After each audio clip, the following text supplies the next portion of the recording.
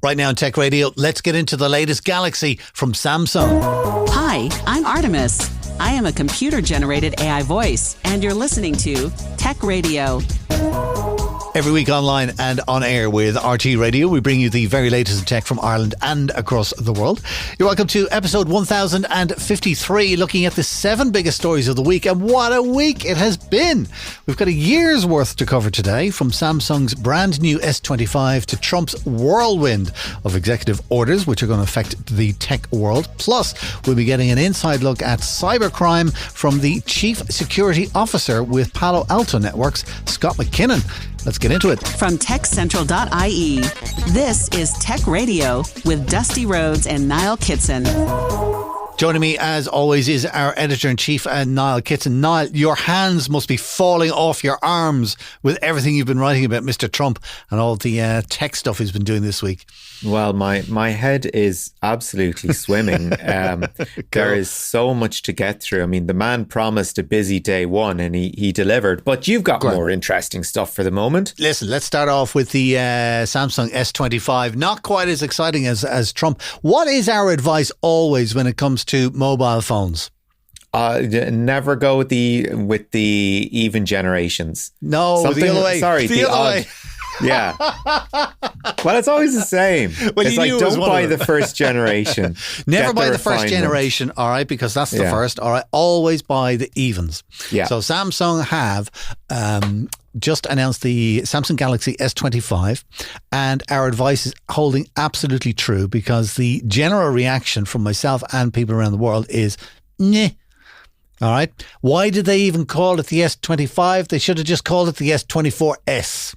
Oh, that's a slap. Right, shots fired. Maybe so, but it's well deserved, okay? The S Pen, one of the things we love about Samsung, all right, which we had with the Note, and now they just keep it for the Galaxy Ultra, that is losing its air commands. You used to be able to wave the pen over the screen and it would do various little things, or you could press a button on the side of the pen and it would operate the camera shutter when you were taking it. All that's gone. Samsung say it's because only 1% of people are using it. And as a person with an S Pen, yeah, they're probably right. So you're complaining about something that they're dropping with good cause. I'm only making a note. The design of the phone is practically the same. The corners are a little bit more rounded. They've reduced the bezel just a little bit. They're going on about how it has a larger screen. The Ultra has a larger screen, all right? It's gone from 6.8 inches to 6.9 inches. That'll make all the difference. Yeah, there's other little upgrades that they did. They moved the 5G antenna. Do you know what I mean? That's the level that we're getting at, like, you know. However, on a good side, the S24 and the S24 Plus, this would be the S25 and the S25 Plus, now get 12 gigs of RAM instead of 8. That is to be welcomed. And then most outside of the hardware, it was mainly AI. They were showing off like kind of a calendar example, which is just stupid, right? They were kind of saying, the example was, hey, Bixby or Google or whatever it is, there is a football match next Wednesday, add it to my calendar. And then the phone says back to you, yes, the Broncos will be playing the such and such. The game is at 7:30 in the evening and I've added it to your calendar. All right. Sounds nice until you realize that it only works with the Samsung calendar. Okay, so it won't integrate with your Google Calendar. I think it might integrate with your Google Calendar, but outside of that, forget it. If you use any other calendar, forget it. All right. Okay. So I wasn't clear about the Google one. I know that it definitely works with the Samsung. They've added a little Now events bar, a bit like the iPhone. I don't have an iPhone, but if you've got like a taxi coming or there's an event on that evening, it'll all appear on your Now bar to tell you what's coming later on in your world. Mm-hmm. And then a lot of photo stuff. They were doing quite a neat-ish kind of a thing where if you're taking photos or video at nighttime, it will recognize the moving part of the image, which is generally a person. And what we'll do is it will concentrate all of its effort on that and not so worry so much about the static background. So you get a better photo or a better video in the end. And they're going on about ProScaler as well, which is another one of these digital enhancements where it adds in more and more pixels. So you're getting a more crisper image. That's quite good.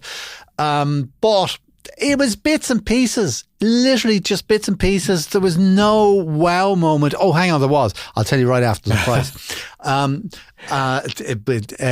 Right after the price, I checked on Vodafone this morning. They're doing on prepay for the 25 plus, which is the one I'd get. It's $1,000.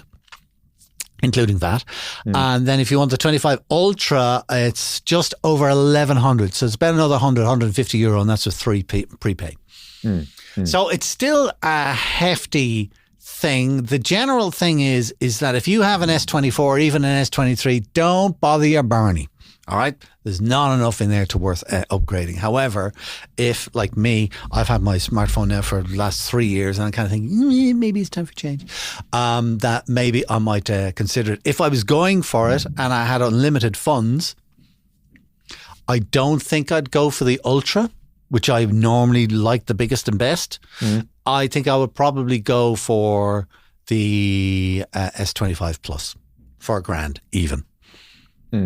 But then again, immediately I start thinking, but it's only another £100 to go for the big one. I was like, yeah. Decisions. If you got $1,000, you've got 1,100.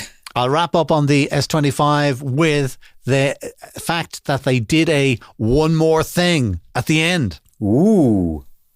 They introduced our promoed, I should say, the S25 Edge. Now, there's been a lot of rumors about a super slim version of the Galaxy phone. And people were kind of half expecting that it might be announced and nothing came up on it until the very, very, very end, the last minute. And they ran a video promo for the S25 Edge. Then afterwards, they were demoing this thing, but nobody could get near it, nobody could touch it, and nobody could certainly use it. All right. So I think what they've done is they've just literally made some plastic versions of what they're hoping to make, and they just hung them there. And everybody was standing around and go, oh, it looks really thin. So that's all we know. There's no more details. There's no prices. There's no nothing. All right. Okay. So yeah, kind of, I like Samsung. Yeah. But then again, I don't think I'm surprised that the S25 is a little bit of a damp squid because, as we always say, it's the odd version. And I am kind of, even though I'm in the market for a phone, my brain is thinking, do you know what, maybe I'll just hang on to this thing for another year and I'll get the S26 next January. I think that might have something really worth it. You'll be sticking with the even, so... Now, a couple of other headlines, probably hidden away on page 6 and 7, was there's a Donald Trump who's the new president. Yeah, and a new president of the US. You might have heard of the guy. What a few days we have had of the second Trump administration. Yes, and in the first day or two, what we're concentrating on is there's been so much. I mean, we'll be here all week talking about what he did in general, but what he did in the world of tech, an enormous amount of things, and you've managed to whittle it down to 3 top things that caught your attention that Trump did in the tech world. There will be a couple of things that are just, did you notice? And there will be a couple of more substantial things. So you might have noticed in the television coverage of the inaugural ceremony, there were 3 rows of people behind Trump. There was the Trump family. There was a selection of people, and then there were the politicians, right? Yeah. And that row of people behind the Trump family consisted of Mark Zuckerberg, Jeff Bezos, Sundar Pichai, and Elonia. Yeah. And do you know what? Those are the guys in charge. The optics are, it's me, it's these guys, and then you guys at the back who are going to be doing my bidding. That's what's happening. These are the guys paying the bills. They're getting what they want. You guys are going to make it happen. That's what that picture, that's what that image showed. That was a very strong picture. And I was looking at it and I was kind of thinking, that's no accident. It looks like, kind of a photographer was there and went, oh look, the 6 of them all lined up together. I'll take a quick shot of that with my long lens.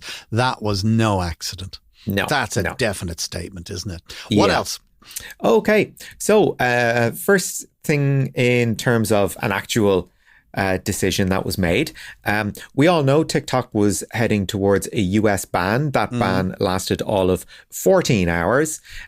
Effectively, what happened was that the ban came into effect at the very last few minutes of the Biden administration. They put out a statement saying, look, TikTok is officially banned, but we don't have, we're gone. We can't enforce it. So, it's up to President Trump and his administration to see if he wants to enforce it. To which he said, nope, not doing that.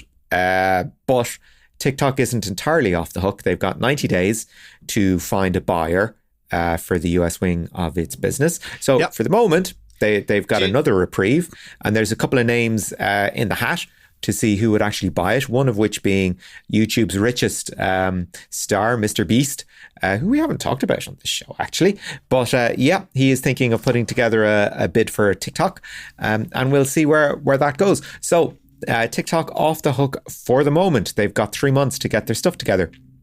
So will we get into some of the executive orders that yes, please.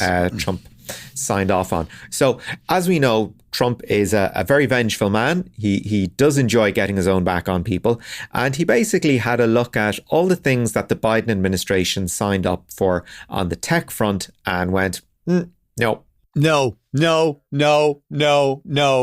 That's essentially what he was saying.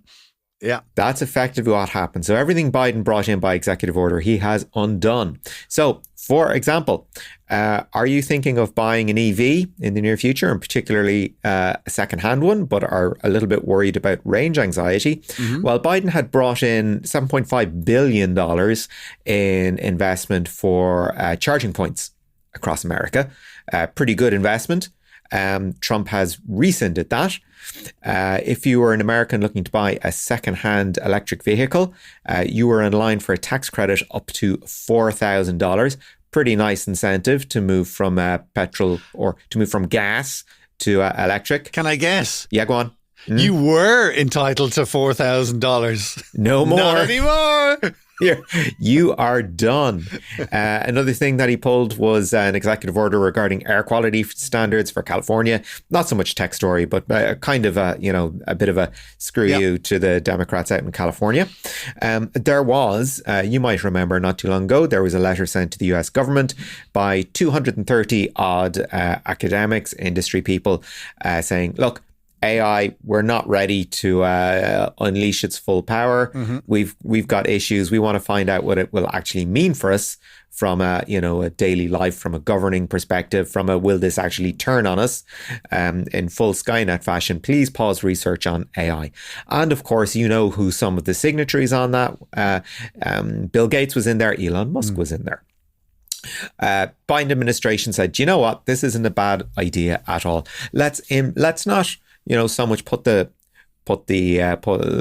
behind a wall, if you will. Let's just put the brakes on it a little bit. Let's look at a way to research and develop AI that is responsible.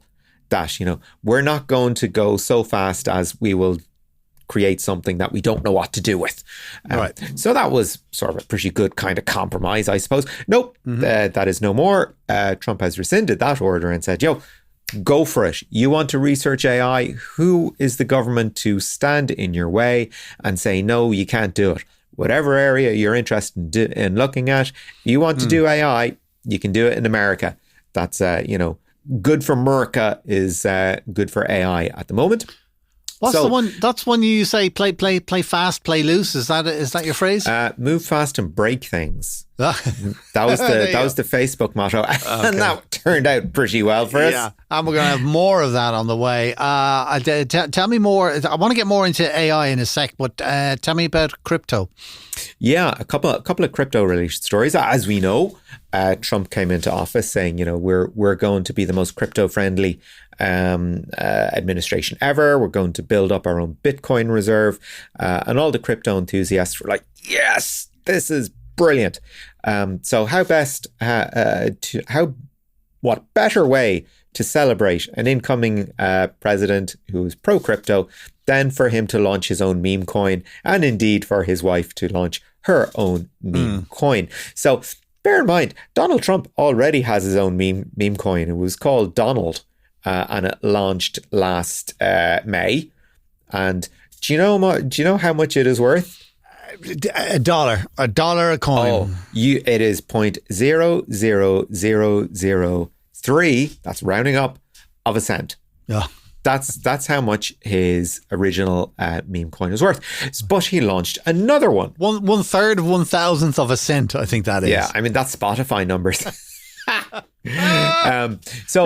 You can, however, buy a new meme coin called Official Trump, which came onto market and sort of peaked around $73. It's around 33 now. I personally think the Trump bump has kind of ended on the crypto front. When he got elected, the market got a bit of a shock, a positive one.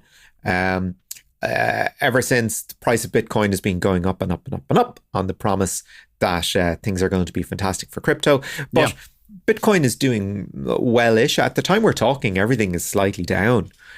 Maybe not so much that you'd notice with Bitcoin because it's doing so fantastically well. I mean, it's over $100,000 at the moment. But actually, no, I would go further than that. I would say that it has hit $100,000 and it has stayed in the area of $100,000. It's gone a good bit above it and it's gone a good bit below it, but it seems to be hovering around that $100,000 mark. Because you just don't know, nobody can tell the future. My guess is that a lot of people are going to cash out now. All right. So prices may go down because of that, but a lot of people are going to want to buy in because once Trump starts doing stuff officially or whatever way he's going to handle crypto, I mean, the crypto people are well into what Trump has planned. And they are capitalists and they're just interested in making money. And that's what Bitcoin is all about. So I think what we're going to see is we're going to see a dip possibly in the spring. And then once whatever measures he's going to take with crypto, I think we're going to see it go well over 100,000. Well, bear in mind as well that it's not just about making money. I mean, there are a lot of values, personal values wrapped up in crypto as well, which is the idea of the non-traceable transaction and hence the lack of regulation and ability of government to track what you're doing. That's very nice, Niall, but it's all about making money. Well, I mean, if you look at what happened with Official Donald meme coin and Melania's meme coin, that's exactly what happened. Yeah, but was there not like some kind of a transfer of cash that went directly to Mr. Trump? Yeah, that's it. That's all these things are you good for. I mean, nobody's going to be buying anything in Official Donald ever. So it's just a case of, you may as well have bought a trading card. Or a restaurant that never has anyone in it. Yeah. Anyway, enough crypto. Let's get a little deeper. Well, actually, there is one further crypto story that we'll jump into fairly quickly. As we know, Trump issued a whole load of pardons during the week, in particular for the J6 rioters. However, this one might have slipped under the radar, was the pardoning of one Ross Ulbricht, who we talked about years and years and years ago. And he was the founder of the Silk Road. Do you remember the Silk Road? I do indeed. If you wanted some dope or whatever, you could order it online. If you wanted anything at all, you could order it online. It just happened that people did like buying guns and drugs through it. Yeah. And the idea was that it was an unregulated marketplace where you could do things on the quiet. This thing was hosted on the dark web. Ross Ulbricht went by the alias The Dread Pirate Roberts, which is an appalling reference to Princess Bride. But anyway, and he was sort of arrested, tried for not only running and operating a darknet marketplace, but also being involved in he basically took out contracts on 5 people that he thought would shop him for doing it. Thankfully, none of these were actually carried out. I mean, he was hiring hitmen, basically. Oh, those kind of contracts. Those kind of contracts, Whoa, yeah. All right, okay, yeah. So he was sentenced to 2 life terms plus 40 years. And, he wasn't actually charged with putting out contracts on people. But when that evidence was read into the record, the judge went, oh, wow, okay, let's factor that into my sentencing. That's quite interesting. So he was serving 2 life sentences plus 40 years, no possibility of parole whatsoever. Trump pardoned him, and all the crypto bros were like, yes. Ross was, hashtag free Ross kind of nonsense, Yeah. It was like he was a Bitcoin pioneer. He saw the potential of Bitcoin, and now it's all coming to fruition. This guy was a pioneer. He is not a threat to society. Let's go. Never mind the fact that, he was facilitating. Anyway, let's not go into it that far. No. I mean, the evidence against him was fairly incontrovertible. He was doing something incredibly illegal. But hey, folk hero, and you know what? There's plenty. It's a story as old as time. But there you go. He got a pardon. There we go. And do you know what? If you were to say the name Ross Ulbricht to Trump, I'd say he doesn't know who he is. But he signed the order freeing the guy. So there you go. Yeah, it's Trump and the billionaires, and then the politicians. Well, and crypto is part of his base now, so he's got to throw them a bone every so often. That and seeing as official Trump is a bit of a scam, he may as well do something that's actually going to help them. So the transactional nature of the man in full force. Anyway, okay. Do you want to talk about something substantial that he did? Yes. Okay. This just happened, as folks are listening to it, it's only a couple of days ago. So it's even sort of closer than the inauguration and all the pomp and ceremony. And gestures on the part of Mr. Musk that we won't get sucked into. Don't even go there, yeah. So there is an official government endorsed company has been set up in the US called Stargate. And the idea is this company will be responsible for disseminating $500 billion in AI infrastructure in America, right? So when we say AI infrastructure, we're talking data centers and electricity supply. Okay. And small nuclear power stations. It's all on the table, really, isn't it? That's what they're all at. Listen, you're not a billionaire if you don't have your own small nuclear power station running your own private data center. You laugh, but it's the truth. Yeah. Well, and here are some of the names involved in it. Some of them, it's kind of the first time you might hear them in a conversation about Trump. So we have this is a collaboration. Stargate is a collaboration between SoftBank, which is a Japanese bank, very, very well known for its investment in technology, software bank, if you will. So they are sort of the primary voice behind it. They're putting up $100 million to back this, but also involved are ARM, Microsoft, who we hadn't talked about in relation to Trump so far, and NVIDIA, who we hadn't talked about so far, as well as a substantial investment from the Sovereign Wealth Fund of the United Arab Emirates, who have been looking to get into AI apparently in a certain way. Yeah. So, now this all sounds fantastic. I mean, OpenAI is in there, and again, this is their first time that we've seen them involved with the Trump White House. Now, one person who does not like the head of OpenAI, of course, Sam Altman, is Elon Musk. Not a fan. And it turns out Elon Musk is not a fan of Stargate. Apparently, SoftBank said they would put $100 billion up front. So they would be putting a fifth of the total budget. Total budget up right now. Musk went to X and said, you know what? They haven't got the money. They've got 10 billion. That's what I've heard. Reliable source. Got 10 billion. That's it. And he also took a pot shot at Sam Altman. Of course, OpenAI was meant to be a not-for-profit venture. Just this week, Sam Altman came out and said, you know what? We're going for profit and I'm going to make some money off this. There you go. It has happened again.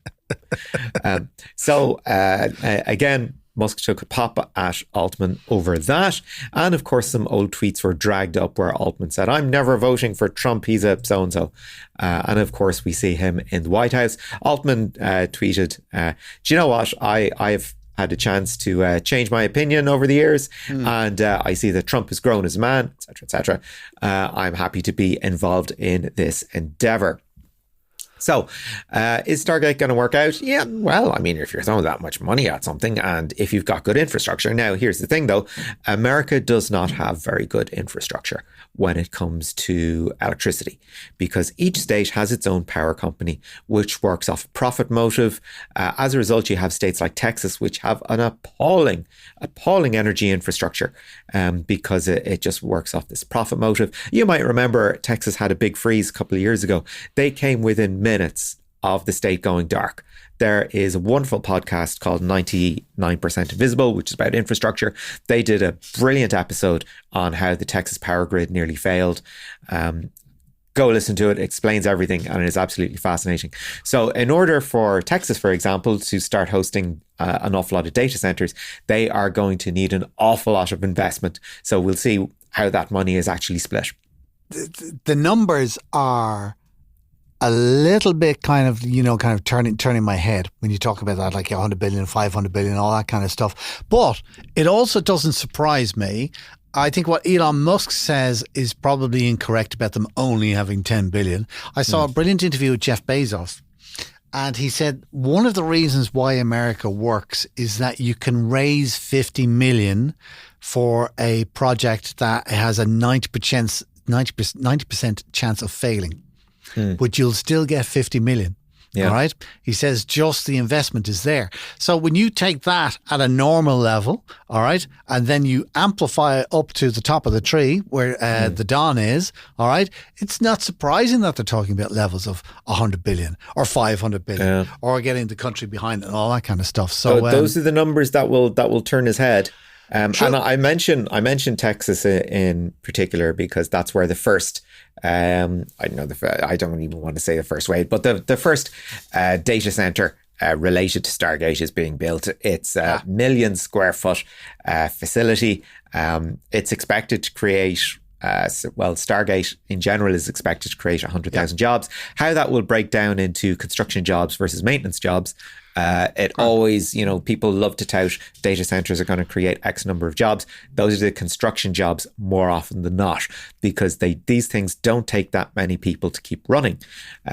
So there's that involved, and Oracle is, I think, one of the principal partners involved in the Texas Center. I think it's safe to say that Trump is just interested in making money and owning the money-making things, if you like, so that hence him having such an emphasis on generating their own electricity, digging for oil, all that kind of stuff. I think he wants to own AI. He wants to own AI within the American borders. I think he wants to own cryptocurrency within the American borders. Because of that, they will do whatever it takes in order to make money. It's just one angle of what this whole thing is about. I know there's a whole load of other layers to this Trump story, but we're just talking about tech. All right. Yep. And on the tech side of things, I think they are only interested in making money. So it's going to be very interesting to see what happens with AI and what happens with crypto over the next couple of months. Listen, we are almost out of time for news, but you had a wonderful story about Elon Musk, and we like our little Elon Musk corner and the crazy things that he does, because as we know, Elon is a living god in video games. Self-proclaimed. Those are the man's words, not mine. Apparently, it turns out that one of the games that he says he's been really good at is Diablo 4. Another one is Path of Exile 2. These are fantasy games that are notoriously difficult. And he was saying, I'm in the top X number of gamers for both of these.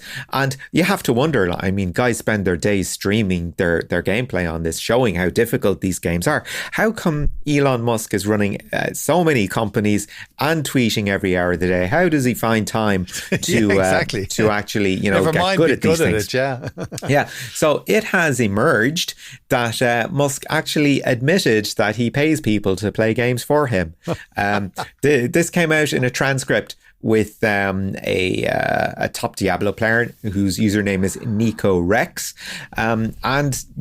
he just said, I pay it's the practice is account boosting. You basically pay somebody to take over your particular game and get really good at it, because it was noted that Musk was streaming some gameplay, and he had wonderfully, developed characters with everything. He had all the signs of being a really good player. But when people noticed his actual gameplay, they're like,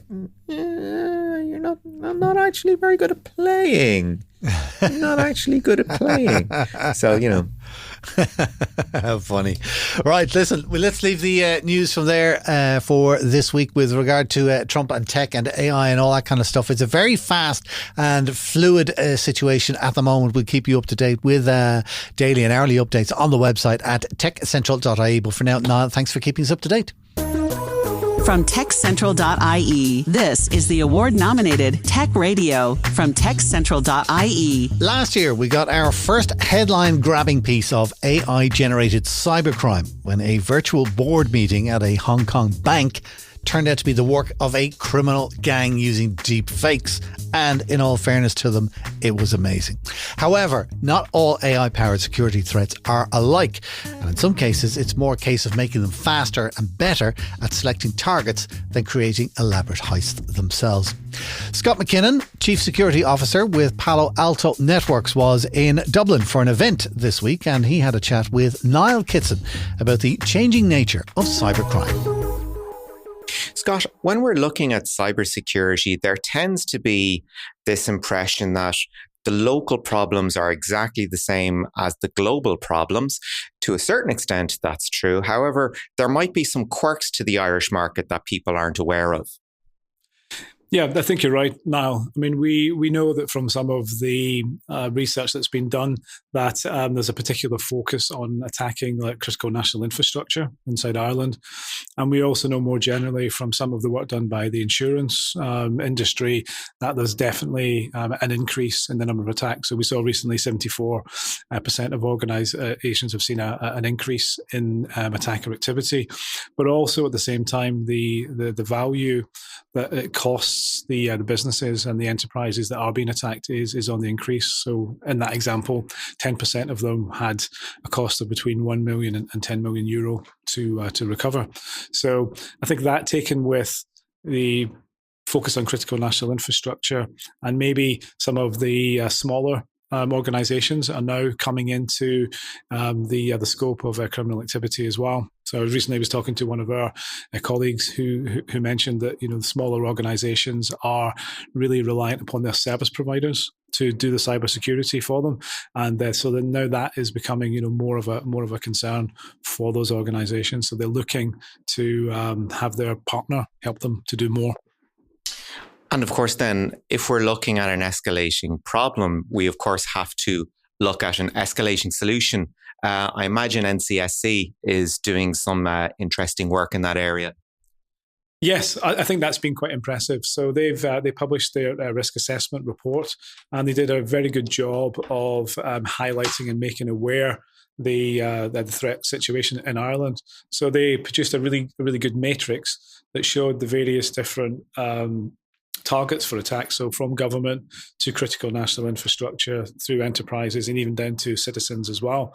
And then they looked at the kind of threat actors that could try and compromise these. So from state actors to criminal gangs, through to kind of hacktivists, and even down to unintended configuration errors and changes. And then through that threat matrix, they were able to kind of show where the capabilities were, which had a really good effect of highlighting just how important cybersecurity is across the whole economy. Hacktivist is a term that really hasn't been in the zeitgeist for a couple of years.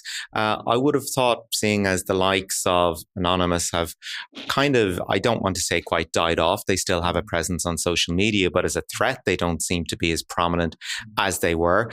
Is hacktivism really that big of a problem anymore?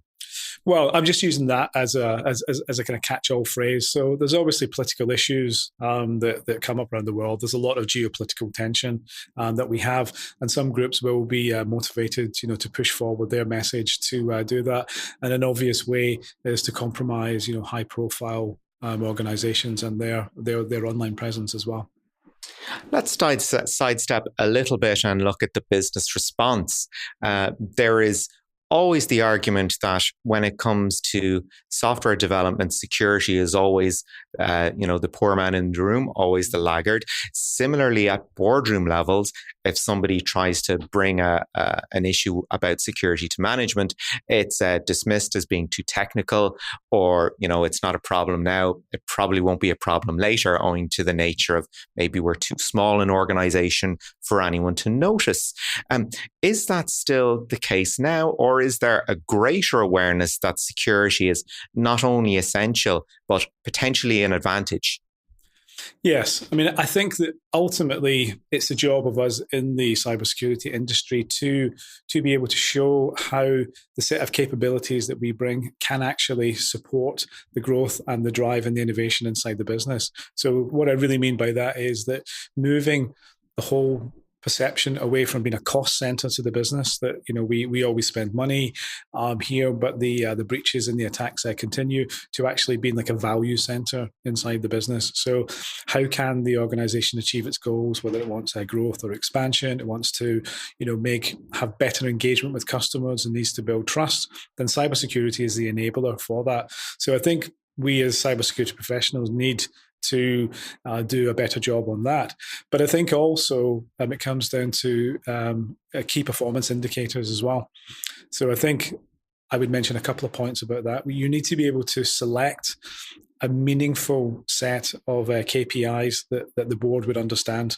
So whether that means that you're measuring, I wouldn't say so much technical things like, what is our mean time to detection? What is our mean time to recover? That's useful for the cybersecurity team, but more kind of broad business objectives, and being able to place metrics around them so that the board can quite clearly understand that this area in particular, let's say the degree and extent that we've got coverage, so, cyber controls on our endpoint devices would be one example. Another one could be how effectively have we measured the risk in our supply chain. So, broad KPIs like that the board can understand and can see that those metrics are moving in the right direction. So, I imagine it's a problem for IT teams to actually put together a KPI when it's a case of, okay, when did an attack actually begin? When did it end? And what was the space in between? In particular, how long was a malicious piece of software on the system? And explaining that an incident isn't over when the threat has been removed. It's over when the team are basically physically able to come back to work.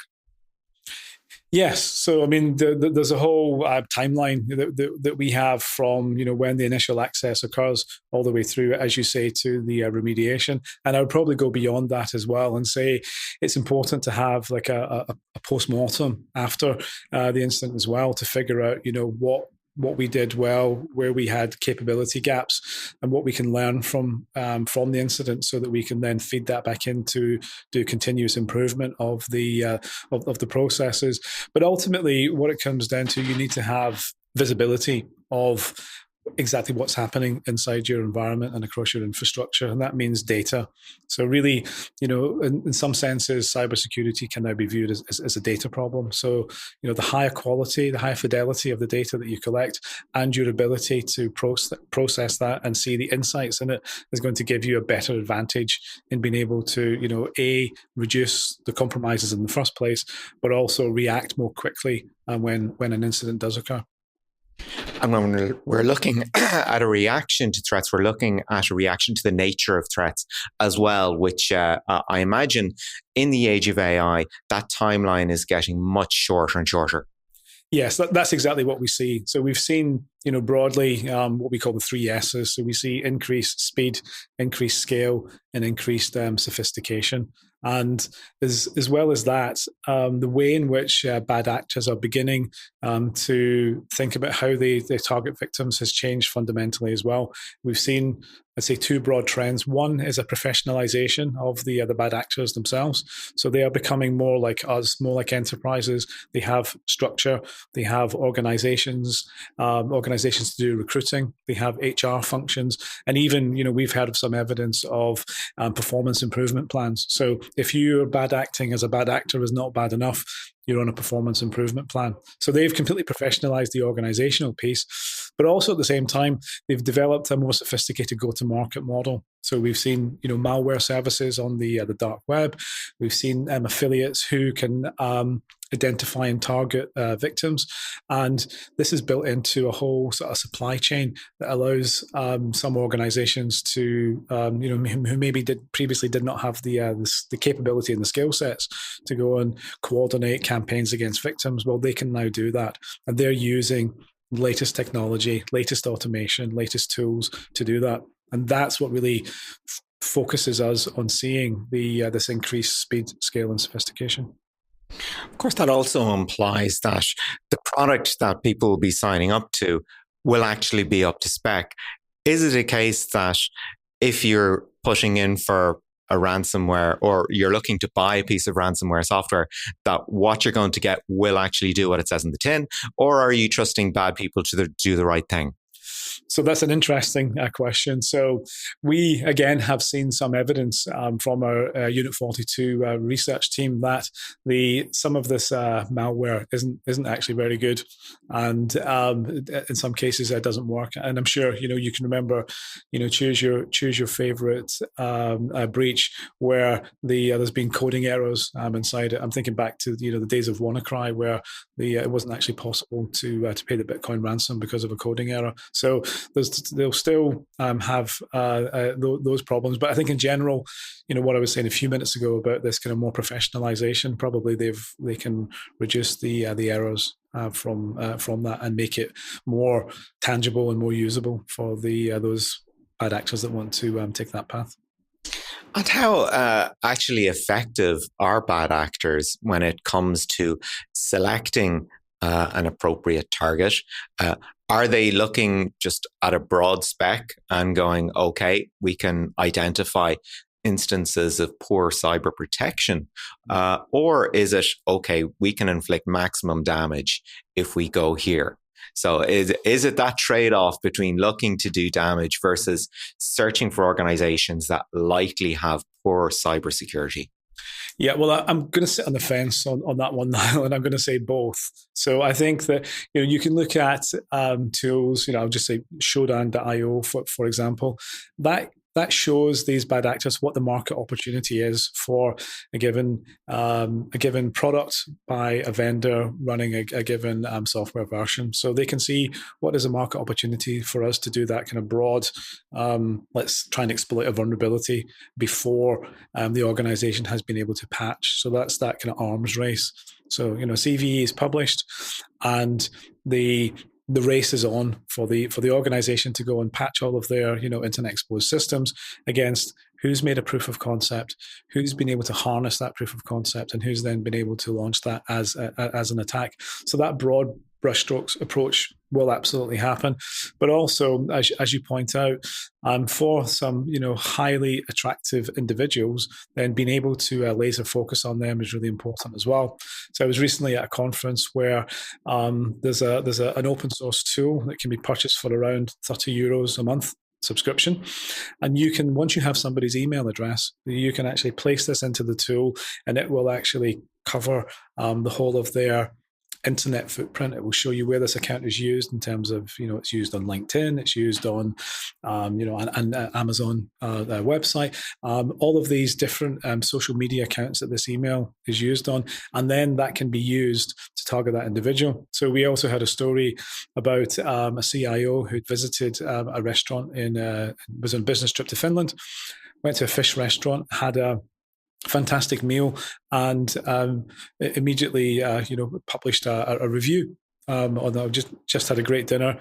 Immediately the bad actors who were monitoring the activity were able to then kind of craft a phishing email that said, "Thank you so much for your review. Here's a voucher off for your next visit. Just click here." So you can see that laser targeting of a high value individual, as well as looking for that kind of more kind of scattergun. Let's see what we can find approach as well. And that's sort of a more high profile example of that kind of identity hijacking we saw at the end of last year in Hong Kong, where there was the fake. Yeah. The fake boardroom was set up, and it can be a function of one's position in hierarchy as much as finding a technical solution. As always, the problem exists between the chair and the table. Is that ever going to go away? So, I mean, I'm not really a fan of blaming the individual. So I think that organizations' awareness campaigns need to get more sophisticated. I mean, sending test phishing emails and seeing who clicks on it and then wrapping somebody over the knuckles, I don't think is an effective way of educating and increasing better cyber awareness. So I think that if users are undertaking risky behavior, then for me that points to that the processes inside the organization are probably not robust enough. So we've seen examples of organizations moving away from just those simple like KPI metrics that I mentioned earlier. Of we had 20% of our staff clicked on a phishing email, to moving it towards a more kind of proactive approach around about reporting. So let's get the users to report suspicious emails when they come in. Let's focus on gamifying that, providing incentives, having leaderboards.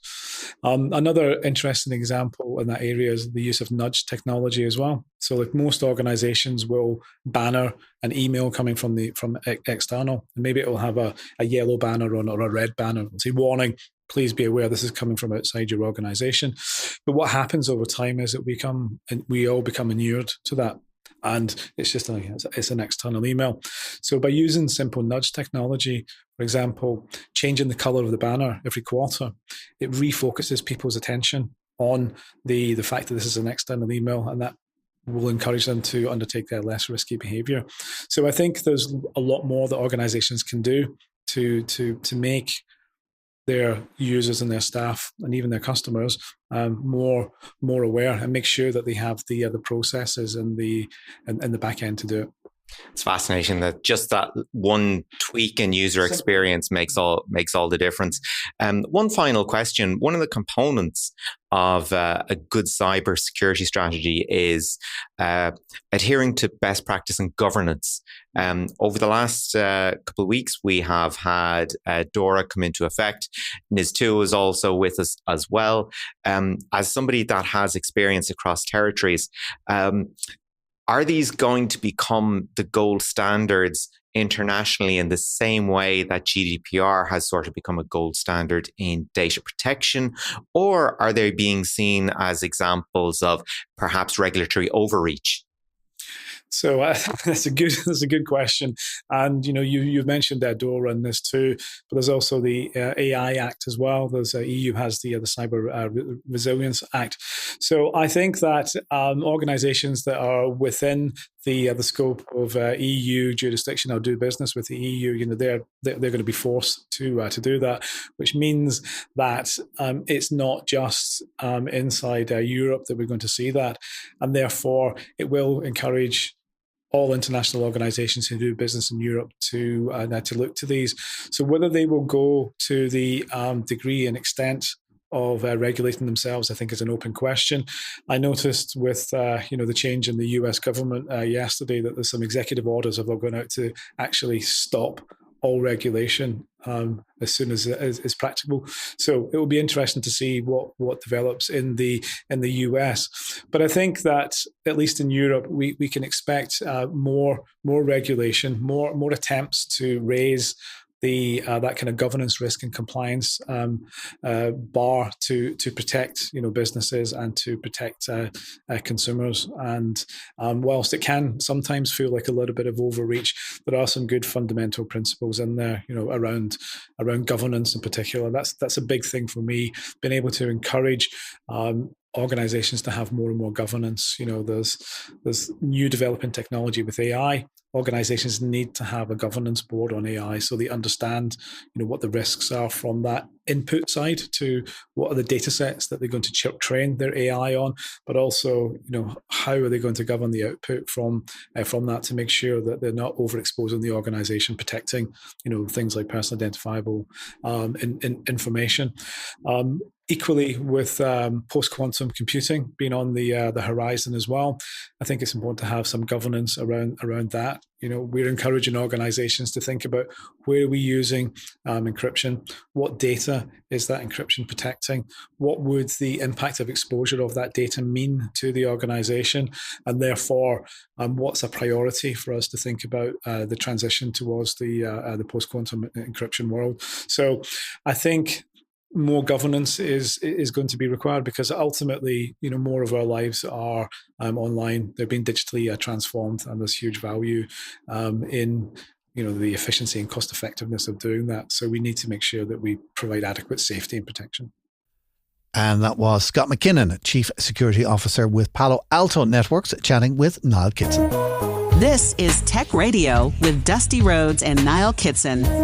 That's it for our show this week. Do check out some of the more stories that we have online for you, including...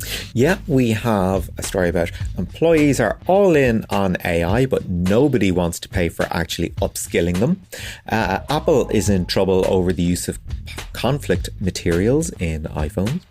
And an Oscailga collaboration between the Connect Research Centre and Gail Lynn. You'll find all those stories and more online at techcentral.ie. We're back again next Friday with a brand new show online, and of course with RTE Radio 1 Extra. In the meantime, please do share our podcast with a friend. If they're into tech, just tell them to look up Tech Radio Ireland on Apple, Spotify, or now also on YouTube, and they'll get to enjoy the show as well. Until next time, from myself, Dusty Rhodes, and from Niall Kitson, as always, thanks for listening. Have a great weekend. Remember, you can get the latest Irish tech news with hourly updates, daily newsletters, and more at our website, techcentral.ie. Share the knowledge and invite a friend to listen. Search Apple, Spotify, or YouTube for Tech Radio Ireland, or listen with RTE Radio 1 Extra. Tech Radio is produced by dustpod.io for techcentral.ie. From me, Artemis, live long and prosper.